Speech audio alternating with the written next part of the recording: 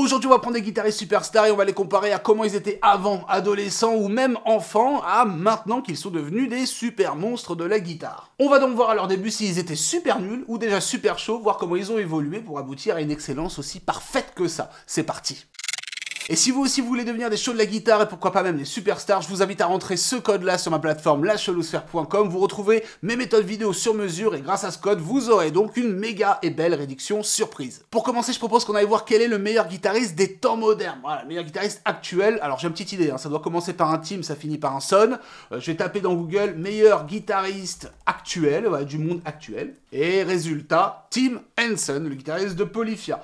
Ça ne m'étonne pas. J'aime beaucoup, dites-moi ce que vous en pensez. D'ailleurs, dites-moi dans les commentaires, quel est, vous, votre guitariste préféré de tous les temps? Ça peut être important à voir. Donc, on va aller voir dans YouTube s'il y a un petit Tim Henson, enfant, qui joue, et puis voir s'il était déjà chaud, parce que, ouais, le mec est chaud. Alors, voyons s'il y a un truc qui traîne. Oh, ça m'a l'air d'être lui, ce petit Timmy Hendrix, c'est le nom de la vidéo, super, et c'est bien sur sa chaîne, donc je pense que c'est lui. Ok, donc là, vu d'œil, il doit avoir quoi, 10-12 ans, un truc comme ça, il avait déjà un groupe, donc trop bien, et surtout, il est le lead guitariste, donc celui qui assure les solos et compagnie. Voyons voir dans quel style il était, parce qu'en temps, ils ont un style très particulier, mais à l'époque, ce style n'existait pas réellement. Ok, donc ça a l'air d'être assez métal, rock puissant, et pour son âge, ça en voit quand même plutôt bien.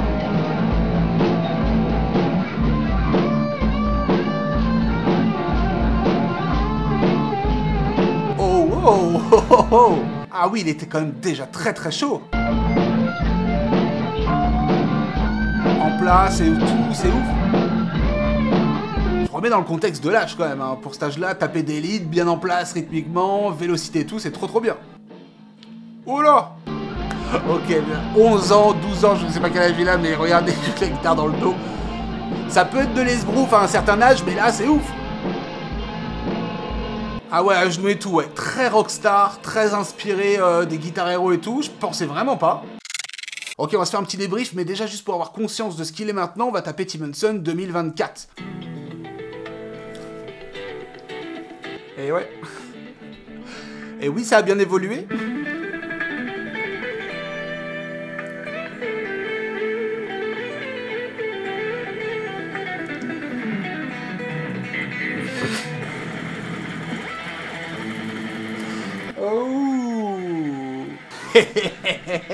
Voilà. Bien écoute, et déjà je le trouvais monstrueux quand il était enfant. Voilà, à cet âge-là, c'est assez rare quand même de faire des leads comme il faisait, déjà avoir un petit groupe, composer, être solide et compagnie. Et puis là, pour moi, je le trouve plus monstrueux du tout, mais démoniaque. Absolument. On pourrait penser que quand on est bon enfant, on devient forcément bon adulte. C'est totalement faux, clairement, puisqu'il y a une chose qu'on oublie, c'est le fait de stagner, et que le mental, en tant que musicien, supporte le fait de stagner. Donc pour ça, il faut développer la patience, la pratique, et encore la pratique, et plus que la pratique, et puis avoir les étoiles qui s'alignent, vouloir vraiment faire de ça sa vie, c'est ce qui s'est passé pour Tim Henson. L'évolution, elle est claire et nette dans la propreté de ce qu'il propose en termes de jeu. En même temps, enfant, c'est un petit peu compliqué non plus d'être propre à mort. Et puis voilà, un jeu complètement hybride, rempli de techniques différentes, qu'il a adapté à la sauce moderne. Donc il y a vraiment eu une évolution, mais en plus de cette évolution, une transformation vers son propre style. Bien ouais, Tim Henson, en tout cas, il était bien parti, et on remarque qu'il partait quand même du monde du métal, hein. Si on écoute un peu les Polyphia d'il y a quelques années, c'était très métal. Comme quoi est-ce que le métal est formateur, forge un certain mental et une certaine dextérité pour aller encore de plus en plus loin. C'est ce qu'on va voir avec d'autres guitaristes stars. C'est parti. James Hetfield, donc le chanteur-guitariste réputé pour avoir une main rythmique aussi haut que le Titan Colossal ou le Titan Cuirassé.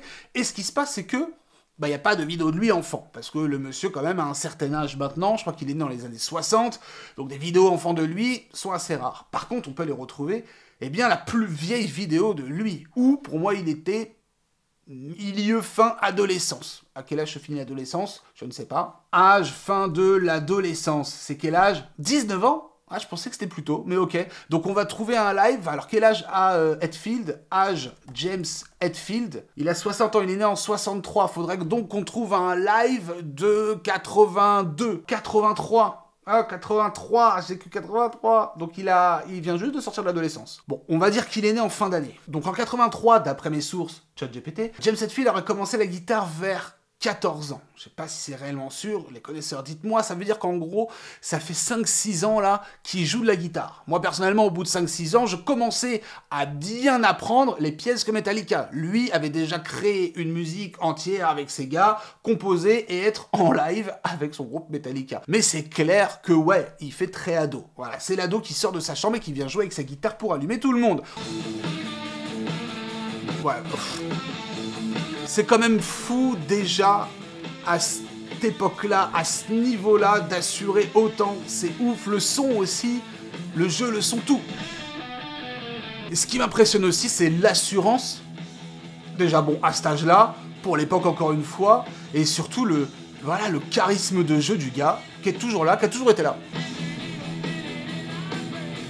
Et vous imaginez déjà le chant plus la guitare en même temps. Après quelques années de gratte, avec ce type de compo déjà faite, c'est fou. Ok, bon, guitaristiquement, je trouve ça fou, déjà. Charismatiquement, c'est complètement hallucinant. Son James Hetfield est complètement fou par rapport au charisme. Mais maintenant, on va aller voir un live actuel. Mais quand même, la prestation est folle pour tout le contexte du moment quand ça a été fait, de combien de temps il a de guitare, qui chante en même temps qu'il joue de la guitare, un truc assez technique, parce que c'était des choses nouvelles au final à l'époque. Voyons voir un live de Metallica, Seek and Destroy, là, des dernières années, des derniers mois, de la semaine dernière, j'en sais rien. Voyons voir. Ah, vous sentez la voix là, c'est plus la même. Hein. Ok, on est costaud, on sent qu'il y a eu du robustage en place depuis des années. Par contre, le level up sur la voix. Bah oui.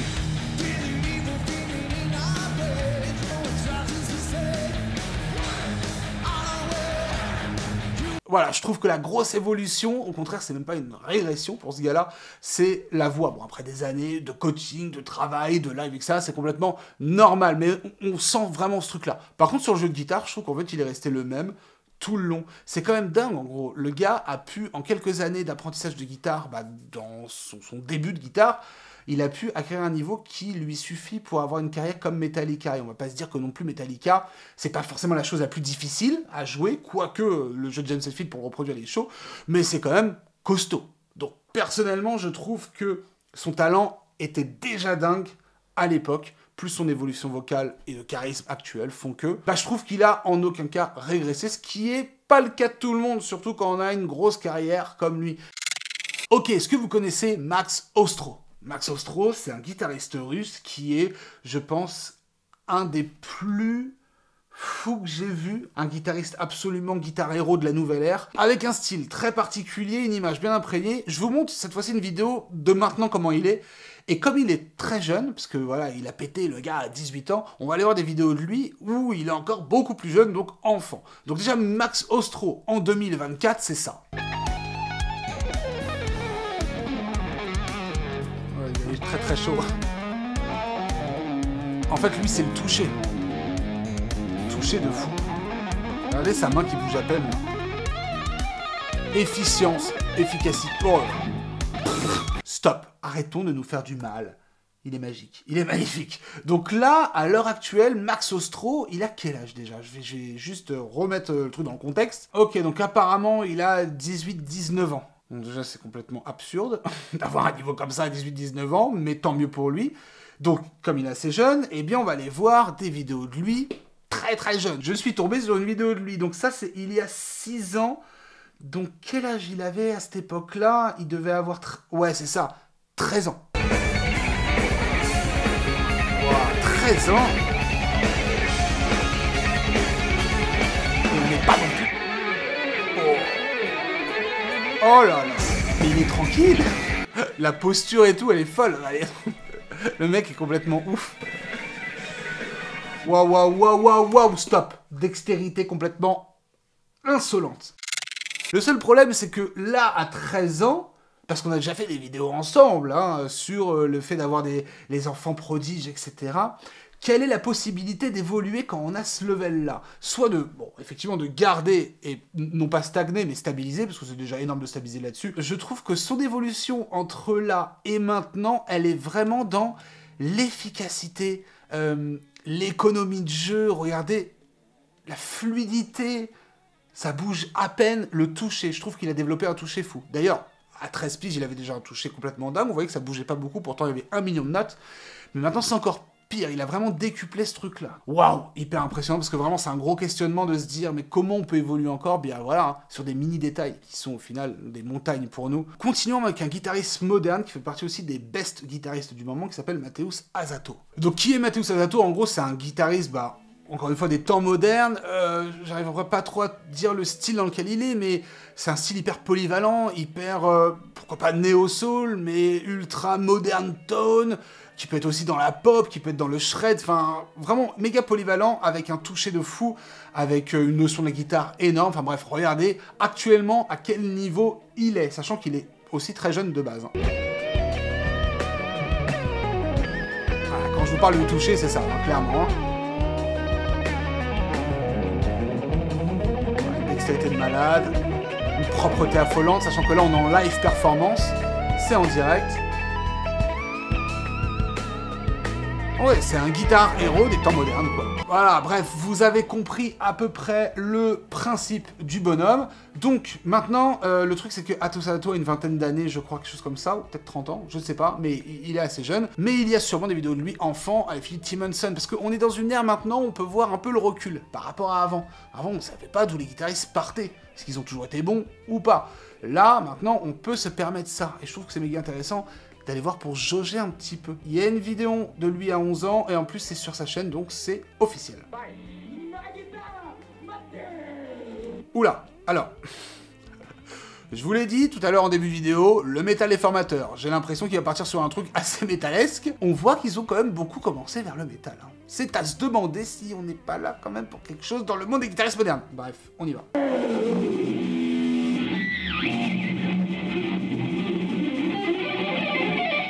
Ah oui.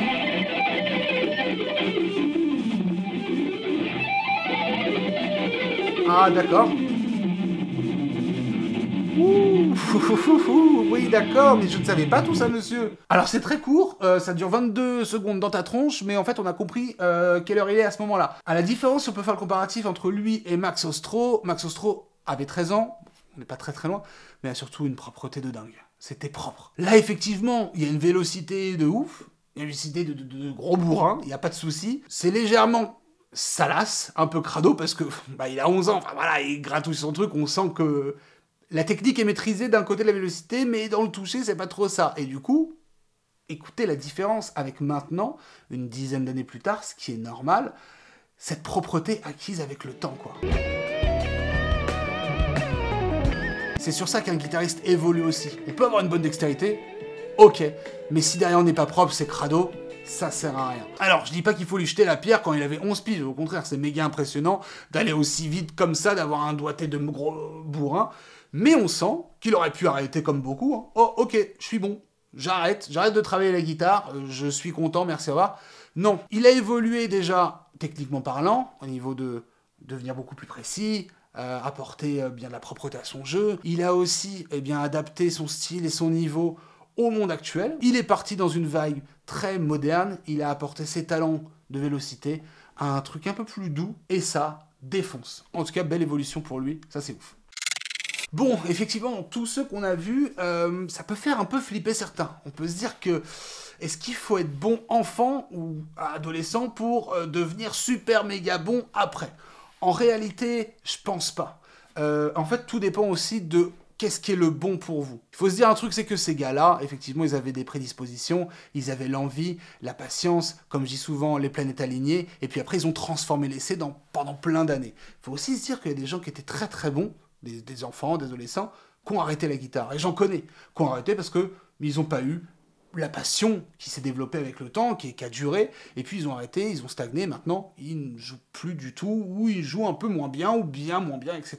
Il faut dire aussi qu'il y a des gens qui ont galéré, et ça c'est 90% de la population, et qui deviennent bons par la suite. Ne vous inquiétez pas, ce n'est pas parce qu'on n'a pas un niveau de guitare héros à 11 ans, à 15 ans, quoi que ce soit, qu'on peut pas être bon par la suite, ou en tout cas pas forcément être bon, mais être assez bon pour se faire plaisir. En tout cas, si votre souhait c'est quand même de performer votre niveau, de reprendre la guitare ou continuer la guitare, eh bien vous pouvez le faire avec moi dans mes méthodes vidéo que vous retrouvez sur la Chelosphère, et je vous mets ce code à dispo à rentrer dans n'importe quelle méthode de votre choix, la méthode la polyvalente ou autre, et boum, vous aurez une méga réduction à la clé pour vous faire plaisir et préparer un peu votre été pour être chaud, parce que ouais, les méthodes vidéo, on taffe ensemble, mais surtout il y a du résultat derrière. Les liens sont dans la description. Merci à tous, la chalouterie n'est jamais finie, on se retrouve très bientôt. Ciao.